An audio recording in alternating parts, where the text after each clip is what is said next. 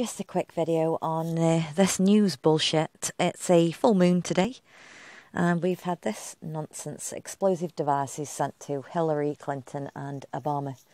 And apparently it's 2 days after bombs were sent to George Soros as well. I've not been keeping up with the news recently. It's just been really doing my nutting, so I just haven't been following. But today we have a full moon. It's also a day which you can reduce down to 72, like Trump's age. And I thought that was interesting because the little news clip that I caught, there was a guy whose name reduced to 146 in Jewish ordinal, like Trump's birthday. What I'll do is I'll clip that onto this video because that was hilarious. The guy just looked fucking crazy looking. So anyway, I thought I'd just have a nosy at this one because I was thinking kind of similar to the YouTube shooting. It's clearly got an agenda. It's going to be pointing out to right-wing conspiracy nuts in it, I imagine, over the next few days. Although I know that the UK had similar anthrax, I think, packages sent to MPs or, allegedly on the news bullshit. And that actually changed a load of our postal laws. Like you're not allowed to send certain things now. So maybe it's just that, hand-in-hand agenda while taking your rights away from you. Who fucking knows? But explosive devices reduces to 77, 77. So you just know it's going to be bullshit anyway. What I'd actually did was had a look at the birthdays and things because Obama, I think everybody's aware, his birthday's on the 4th of August, which is the 216th day of the year for your 6 times 6 times 6. I actually didn't know, though, that Meghan Markle has the same birthday. So she also is the 4th of August at 216. Hillary Clinton's birthday is coming up in 2 days, 26th of October. And Soros as well, he's an interesting fellow, the 12th of August, which is like the 218 in reverse, 218 being the moon number in Hebrew. But he's 88 years old, and I thought that was quite interesting because I keep thinking about George Soros, and I think they're all characters. They might as well not be people. It seems like a fucking character in a play. And I do wonder whether or not he's named after the Soros, the actual measurements of the eclipses. I'm just referring to saros in astronomy, which is basically the period of 223 synodic months that measures the eclipses. And like I say, I look at all these folk on the news as just characters in a play because they might as well not be real people. And that's not me dehumanising them.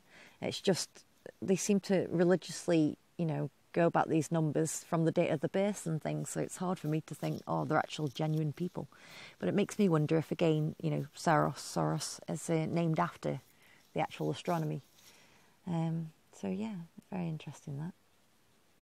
And just to show you the CNN's update as well, look at the time, 2:16 p.m. So again, it's that 6 times 6 times 6 that's popping up again.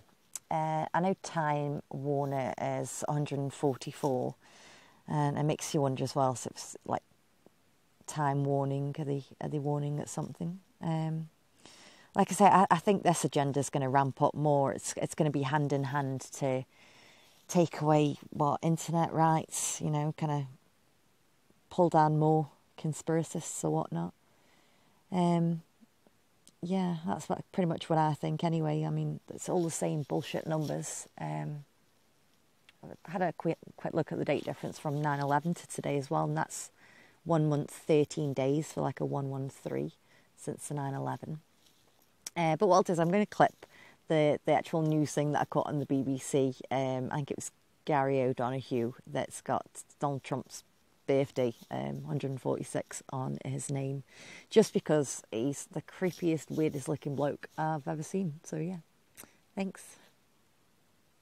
Just a quick line on those suspected explosive devices sent to Hillary Clinton and to Barack Obama. The White House has just condemned what it describes as attempted violent attacks against Obama and Clinton's and other public figures. Let's go to Washington and we can get the latest from our correspondent, Gary O'Donoghue. That breaking news underlining that this has been taken very seriously indeed. Yes, at the moment the Secret Service are describing these as suspicious packages that have been sent to Hillary Clinton and Barack Obama, to Hillary Clinton at her home in New York State and to Barack Obama here at his home in Washington, D.C. We don't know how close those packages got or what the nature of the suspicion is around them, but of course they do come just 2 days after an explosive device, which is now the way investigators are describing it, was sent to George Soros, the philanthropist, the billionaire, who's very high profile here in terms of supporting democratic causes and democratic politicians here, and of course who's been accused by a small number of people on the right of being involved in funding the migrant caravan that's been marching up through towards the US border through Mexico. So I think the political context in this, now we've had these other two devices, depending on what they turn out to be, is difficult to avoid. None of these devices got through to the intended addressee, and that's partly because the security service is on top of things.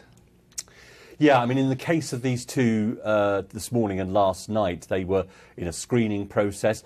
Actually, what happened on Monday with the device that was addressed to George Soros, it was someone who worked for him that took it out of the mailbox where they believe it had been put by hand, thought it was suspicious, called the bomb squad and the FBI, etc., and they did a controlled explosion. So that had the potential, according to investigators, of killing someone if that had gone off. It was a pipe bomb 6 inches long with explosive sort of powder inside, and it had a working detonator attached to it, and they do believe that could have killed someone. We'll see what these other devices are, but as you say, the White House are describing it as a despicable act and that those responsible will be punished. We haven't, Simon, at this stage had any claim of responsibility or any indication of the motive. Gary, thank you very much now. Gary O'Donoghue there in Washington.